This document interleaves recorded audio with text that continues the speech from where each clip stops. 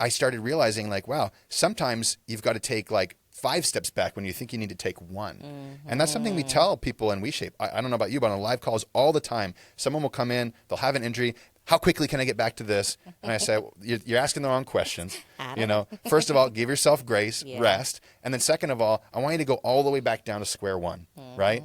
And then I want you to build the skills necessary to slowly make progress through these motor pattern progressions that we have. And by the time you get back to where you were, I hope that you're doing the move you were doing with so much more skill. And this actually, this concept is something I've been doing for a long time, but I heard a story about this Olympic gymnast who was one of the first people to pull a move off called a Victorian. Do you know what this is? No. Okay, so on the rings, you can imagine if somebody's doing an iron cross on the rings. Now imagine if they lifted their whole body with their back parallel to the ground. So they're like basically like looks like they're lying down in bed, but their arms are straight and they're holding themselves like this. One of the first people to be able to pull that move off.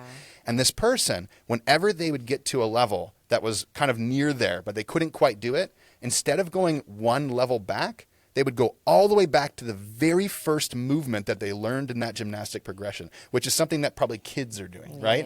And they would spend a month on that, and then a month on the next one, and a month on the next one. And that person believed that they missed something along the way. And so if I can go back to the very beginning and say, how do I do this even better?